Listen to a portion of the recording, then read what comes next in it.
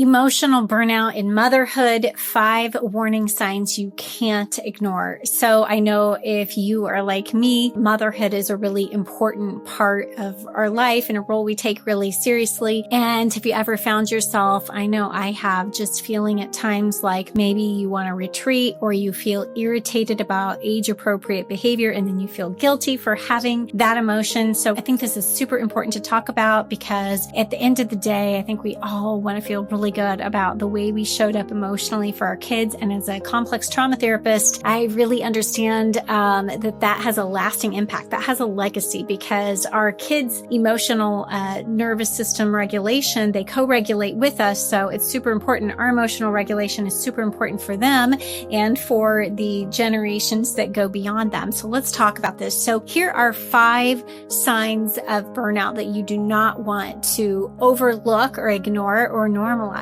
even though motherhood can be tiring, whether you have little ones at home or you have busy schedules with adolescents or you have kids launching into young adulthood. It requires a lot of us. And so these are things we want to look at. And again, my name is Rochelle Walsh. If you are new to me, I am a complex trauma therapist and I have a coaching program, Joyful and Present for Women, where we work on nervous system regulation and emotional regulation so that women can lead their lives with calm confidence rather than overwhelm.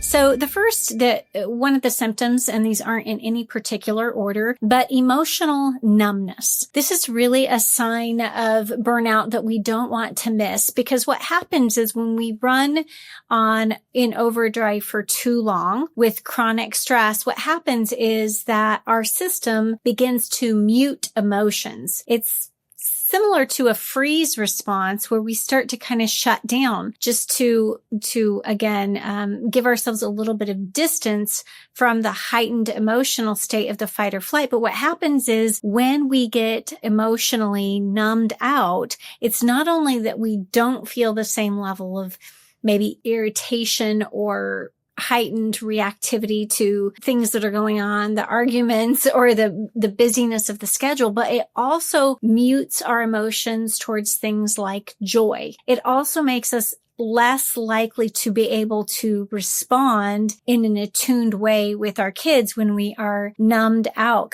our nervous system is kind of trying to conserve energy. So we don't want to pay attention to emotional numbness. And this is what I've heard from a lot of clients happens when they try a medication. A doctor gives them something to take the edge off or to help them sleep better at night, and they just feel numbed out. Numb is not good. Right? We want to be engaged emotionally, and you can be engaged emotionally without being, emotionally reactive. So numbness, emotional numbness, this can be spiritual numbness too, that we no longer feel as connected to our faith. I'm a Christian and incorporate a lot of that into everything that I do. And so I serve a lot of Christian women. And one of the things is they'll say, I just don't even feel as connected in worship, even though I am doing my devotions or I'm in my Bible, I just don't feel as connected. So feeling of emotional disconnection or numbness is not good, and it's a sign of burnout. Another thing is resentment.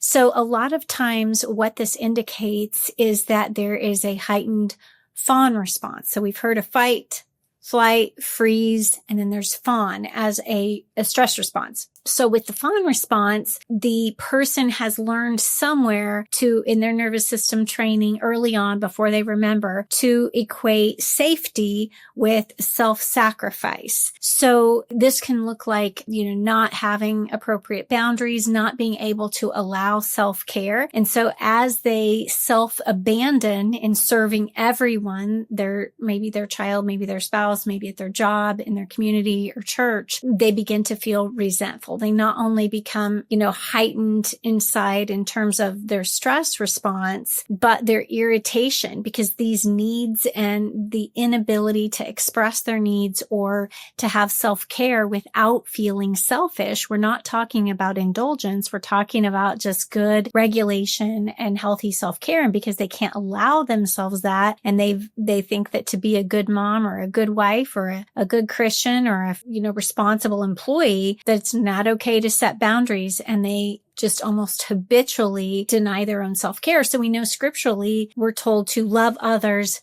as we love ourselves, not to love others instead of ourselves. And I think that's a big difference that we need to make. So if you notice that you're feeling resentful over the things that you've given, feeling like you're always giving more than you're getting back, this is a good sign that you are getting burnt out and that you're going to need to have better self-care. Mind racing. This is number 3. Mind racing is another symptom of emotional burnout. So when your nervous system gets conditioned to high levels of cortisol and high levels of adrenaline and all those stress hormones, and it's in a constant state of go, go, go, it has a hard time shutting off. It's like it's forgotten how to downregulate. So even then when you go to bed at night or you have some time to yourself, your mind is constantly scanning for threat. What's the next thing I should be doing? Who has a problem that I need to be fixing? What am I failing at? What else should I be remembering or doing, or replaying scenarios in your mind about,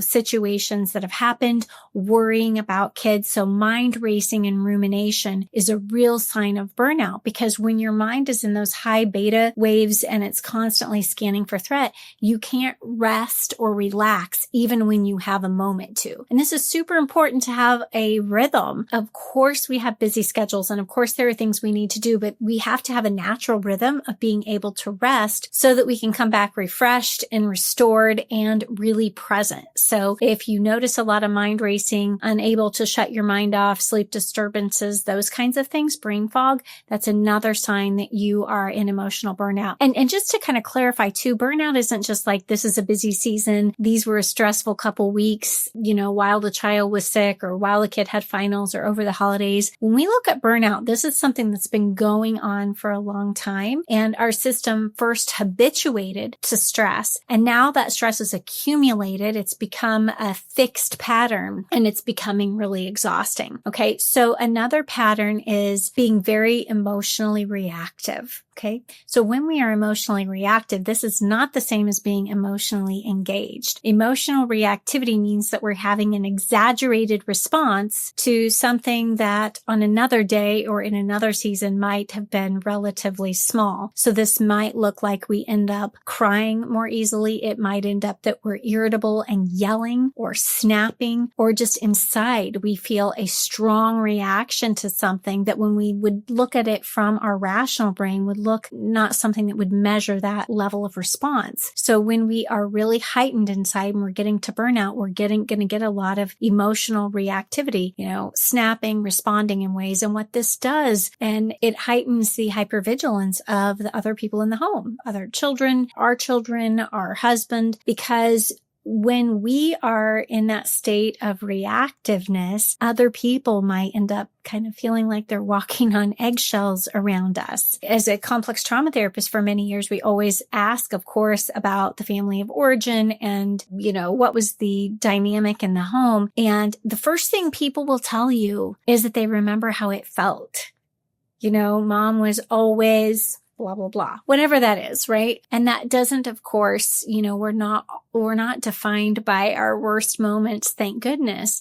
But if there is a chronic state of anxiety or depression in the home, that definitely impacts the child's regulatory system, because young kids up until the age of school age, 8, 10, they're really depending on co-regulation from us. So if we are in a heightened state, their nervous system is going to be fired and wired around an anxious state, and that's going to impact them. So we will then begin, not only are we emotionally reactive, but we see kids that are emotionally reactive. And when adults can't calm their own emotional internal responses, they get very triggered by their children's emotional responses. And we know that kids are expressive, right? And they need help learning how to move through emotions without alarm. So if their emotions cause a strong reaction in ours, because maybe our emotions weren't allowed as a child, or maybe we are in a really elevated level of stress, and so our emotions feel really big and dangerous and overwhelming, they become more reactive as we are more reactive. So that's not a good recipe, right? That causes a lot of distress in the family. Another sign of burnout is the desire to isolate. Now, this is more than I don't know, those of you who might be my age might remember Calgon, Take Me Away, right? That feeling of, I just need a moment to myself to be in my own thoughts and in my own experience. That's very normal. There's nothing wrong with that. But we're talking about a perpetual feeling of it's just too much, and noticing maybe isolating, going into your bedroom, not wanting to engage, and then again, feeling guilty about not wanting to engage. But part of that is self-protection. It's like, I want to withdraw because I feel so irritable that I can't be the me that I want to be, with my kids or with my family. And so I, maybe leave it all on the field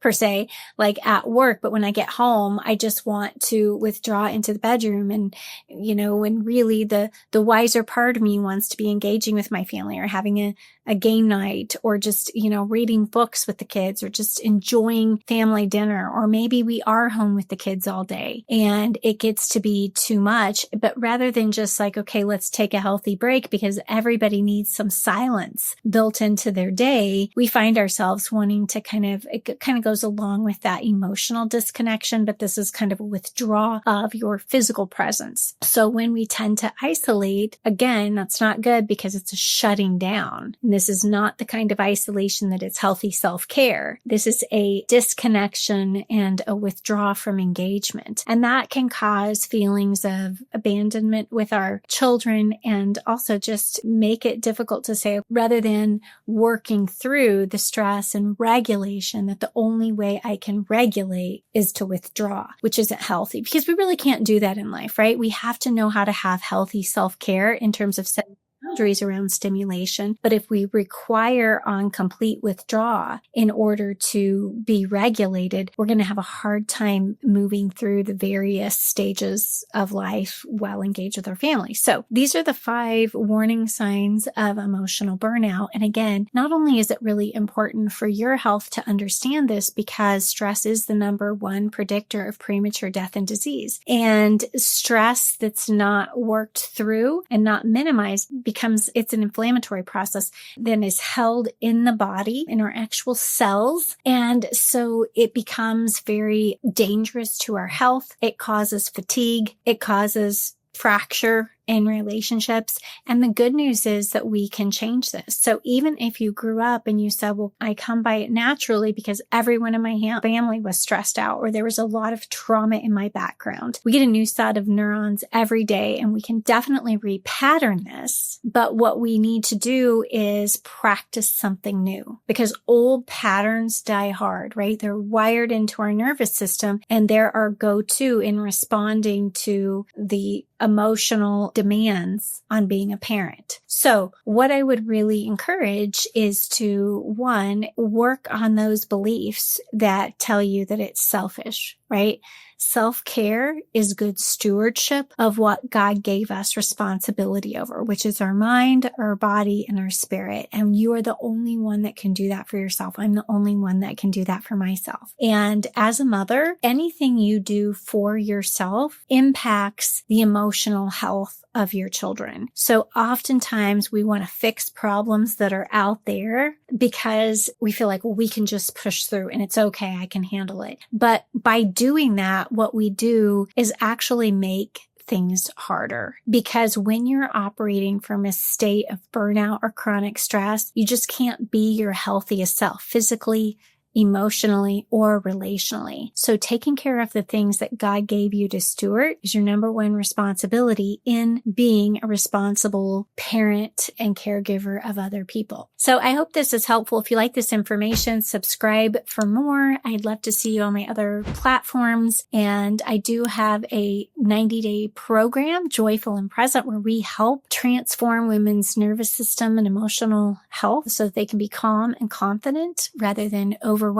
So if you're interested in that, there's a link below. Until then, until the next training you see me in, stay joyful and present. Thanks for listening.